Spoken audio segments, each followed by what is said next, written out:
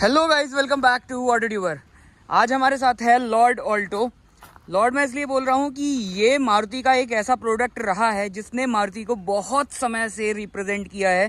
और एक starting car अगर किसी को चाहिए होती थी तो ये सबसे ज़्यादा वैल्यू फॉर मनी एक टैग जो बना के आती थी ना, माइलेज के टर्म्स में, रिफाइनमेंट के टर्म में, और बेसिक से फीचर सारे आ जाते थे। साथ ही साथ इसका जो मेन कैच था, एक सेगमेंट, प्राइस सेंसिटिव मार्केट को टारगेट करती थी, प्लस इसमें जो माइलेज मिलता था वो काफ़ी शानदार मिलता था। इस वीडियो में बात करने वाले हैं इसी ऑल्टो के बारे में। और इससे अब मारुति ने डिसकंटिन्यू कर दिया गया है।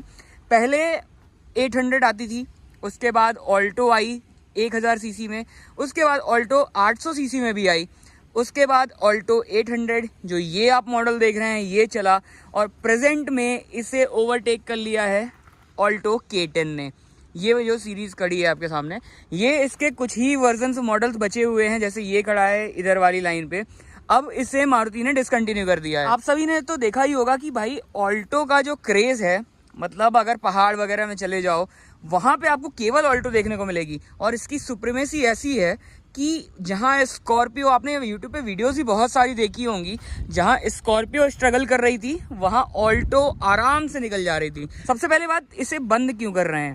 तो ये एक बेस्ट सेलिंग प्रोडक्ट था, जैसे ओमनी थी इनकी, उसके साथ ये हुआ कि जब BS6 आया तो वो उस हिसाब से अपग्रेड नहीं हो पाई। सेम यहाँ भी कहानी वही है, BS6 जो स्टेज नॉर्म्स आ रहे हैं नए, उसके हिसाब से ना ये अपग्रेड नहीं हो पा रही थी। अपग्रेड इसे बहुत किया गया, मतलब जब इसे लॉन्च किया गया था तो इसमें कुछ भी नहीं आता था। फिलहाल में जो मॉडल आपके सामने खड़ा है ये VXi प्लस टॉप वेरिएंट, एकदम टॉप जो आता है वो खड़ा है। इसमें आप देखिए टच स्क्रीन वगैरह भी ऐड कर दी गई थी, और जो बेसिक फीचर्स होते थे वो सारे आपको, स्टीयरिंग व्हील वगैरह ऐड कर दिया गया। 2 एयरबैग मिलते हैं, ABS, CVD। पहले ये सब कुछ भी नहीं आता था। पहले आपको नॉर्मल सिंपल गाड़ी मिलती थी जो कि खड़ी है, जैसे मैं बताऊं, अगर ये जो खड़ी हैं आगे सेकेंड हैंड की वैल्यू में, वैसी कुछ गाड़ियां मिलती थी जिसमें कुछ भी नहीं था। लेकिन मारुति ने इसे बहुत सारा अपग्रेड किया, बहुत सारी चीज़ें लाई। यहाँ आप देखिए डुअल टोन इंटीरियर वगैरह, मतलब काफ़ी हद तक प्रयास किया कि ये बच जाए। लेकिन अब जो नॉर्म्स आ गए हैं, एयरबैग बढ़ गए हैं, 4 एयरबैग अब बेसिक वेरिएंट से ही आने वाले हैं। जो BS6 स्टेज 2 है उसे ये कॉम्प्लीमेंट नहीं कर पाई, इसलिए मारुति को इसे डिसकंटिन्यू करना पड़ा। और बेसिक में बता दूं, इसका जो टॉप मॉडल ना करीब VXi प्लस ये समथिंग आता था 5,30,000 ऑन रोड लगभग। और शुरुआत जो होती थी वो केवल 3-3.5 लाख रुपए में आपको एक पब्लिक मूवर मिल जाता था, इसलिए ये कार बहुत ज़्यादा बिकी। और भाई इसका इंजन 800 सीसी इंजन होने के बावजूद इसमें जो आपको पावर मिलती थी, जो लोड कैरिंग कैपेसिटी थी, मतलब ऑल्टो में मैंने 11-11, 12-12 लोग भरे हुए देखे हैं और वो ईजिली चल भी रही है। तो वो एक ऑल्टो में एक अच्छी चीज़ थी, और रिलायबिलिटी मारुति की थी, जिसके कारण से जो ब्रांड नेम ऑल्टो था वो काफ़ी समय तक चला। ये जो फिलहाल में आपके सामने खड़ा है मॉडल, जैसे मैंने आपको बताया VXi मॉडल आप देख रहे हैं, VXi प्लस। इसमें क्या क्या फीचर्स मिलते हैं उसके बारे में बात करते हैं। सबसे पहले मैं इसका इंजन दिखाता हूँ, वो ज़्यादा सुप्रीमेसी है। एक बार अगर इसका हुड आप खोल के देखेंगे, ये है इसके हुड के नीचे, और भाई कुछ ऐसा इंजन मिलता था। ये 800 सीसी वाला इंजन है जो कि लगभग 47 bhp और 69 न्यूटन मीटर टॉर्क निकाल के देता था। मतलब अगर पेपर के टर्म्स में देखेंगे ना तो काफ़ी कम आपको समझ में आएगा, लेकिन रियल में डिसेंट अमाउंट की पावर और टॉर्क दे देता था, जो इस गाड़ी को खींचने के लिए, चलाने के लिए काफ़ी था। तो ये इंजन इसकी मेन सुप्रीमेसी थी। माइलेज अच्छा देता है, इसलिए इसे अभी तक मारुति ने रखा था। एक बार मैं इसका इंजन स्टार्ट भी करके दिखा देता हूँ। और इस कैटेगरी में जो भी गाड़ियाँ आई, जैसे क्विड वगैरह 800 सीसी में, वो इससे केवल इस इंजन के कारण कॉम्पीट नहीं कर पाई, क्योंकि इनमें फीचर्स वगैरह तो बहुत आते थे, लेकिन हाँ, इंजन इसका ऐसा था जो कि इसके कंपटीशन से अलग था। एक बार रिफाइनमेंट देखो आप इंजन की,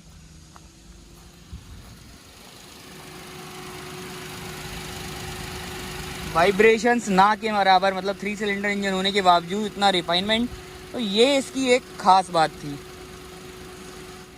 और भाई इसकी कंपटीशन, जैसे मैंने आपको बताया, बहुत सारे आए, जैसे कि क्विड आई, और भी जो आपकी रेडिसन गो आई, वो सारी चीज़ें आई, लेकिन हाँ, इसका मुकाबला कोई भी नहीं कर पाया। वॉक अराउंड में बाहर तो कुछ भी बेसिक चीज़ें आती हैं आपको, सामने की तरफ हेडलैम्प वगैरह नॉर्मल मिलते हैं सारे, हेलोजन फॉग लैम्प वगैरह नहीं आते हैं। मारुति का लोगो बीच में आता है। एक आपको वाइपर के लिए इधर मिलता है, 2 वाइपर मिलते हैं, एक वाइपर फ्लूइड में बोलूँ, और ORVM नॉर्मल मिलते हैं। आपको ORVM को मैनुअली जो है एडजस्ट करना पड़ेगा। टर्न इंडिकेटर इधर दिया गया है। नॉर्मल आपको छोटे साइज के टायर मिलते हैं। अगर टायर सेक्शन की बात की जाए 145 80 R 12 इंच के इसमें आपको व्हील्स मिलेंगे और डोर जो बॉडी कलर डोर हैंडल हैं वो मिलेंगे। और जैसे मैंने आपको बताया ये टॉप वेरिएंट है तो इसमें आपको सेंटर लॉकिंग वगैरह भी मिल जाती है। पीछे भी सिंपल सा लुक है, एक टेल लैंप है। पीछे आपको बूट ओपन करने के लिए यहीं से की लगानी पड़ेगी। ऑल्टो का लोगो पीछे मिलेगा 4 और 2 रिवर्स सेंसर मिलेंगे जो कि गवर्नमेंट ने कंपलसरी किए थे। हाई माउंटेड टेल लैंप आपको ऊपर मिलेगा। काफ़ी छोटी सी गाड़ी है, स्लीक सा डिज़ाइन है। ये है इसका इंटीरियर कुछ। और भाई काफ़ी ना हद तक मारुति ने कोशिश की है कि ये कार बच जाए। मतलब पहले जब लॉन्च हुई थी ना इसमें पावर विंडोज आते थे, लेकिन हाँ इधर आपको 2 पावर विंडो दे दिए गए। रियर में आपको मैनुअल ही मिलते थे। AC दे दी गई और ये है इसकी टच स्क्रीन। भाई टच स्क्रीन तक दे दी गई, मतलब अब क्या चाहिए आपको। इसमें आप आराम से इसको फोन्स को कनेक्ट भी कर सकते हो। मतलब ये पोर्ट वगैरह दिए हुए हैं यहाँ, आप इसमें आराम से अपना फ़ोन वगैरह कनेक्ट करो। चार्जिंग सॉकेट भी आती है। कप होल्डर भी भाई आते हैं जो कि काफ़ी सही चीज़ है। इधर आपको वॉइस का बटन मिल जाता है। ये कहीं ना कहीं वैसा लगता है पुश स्टार्ट जैसा। मीटर आपको नॉर्मल मिलता था। स्टीयरिंग व्हील आपको जो है नॉर्मल मिलता था। इको वगैरह में भी ये आने लगा था। राइट साइड हेडलैम्प के कंट्रोल, लेफ्ट साइड वाइपर्स के कंट्रोल मिलते थे। इंफोटेनमेंट स्क्रीन काफ़ी बेसिक सा है। कुछ भी इसमें डिस्प्ले मतलब फ्यूल वगैरह ही नॉर्मल चीज़ें दिखाती हैं। और एयर बैग वगैरह जैसे मैंने आपको बताया यहाँ मिलता है। ये इसका ग्लव बॉक्स में भी आपको ठीक ठाक स्टोरेज मिल जाती है इस कार के हिसाब से। बाकी चीज़ें भी नॉर्मल मिलती हैं। पावर विंडो जैसे मैंने आपको बताया आगे मिल जाती है। शेड वगैरह मिल जाते हैं और यहाँ माइक की प्लेसमेंट है। इधर भी शेड जो दिया गया है। इधर आपको नॉर्मल सा मिरर मिलेगा। इधर आपको लाइट मिलेगी।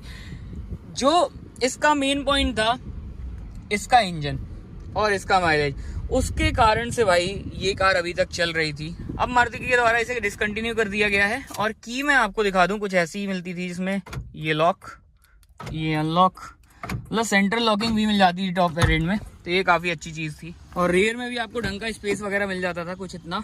पीछे आपको जैसे मैंने बताया नॉर्मल विंडो मिलती थी। तो यही थी बातें इस ऑल्टो के बारे में। भाई इसके कहानी किस्से तो आपने बहुत ज़्यादा सुने होंगे।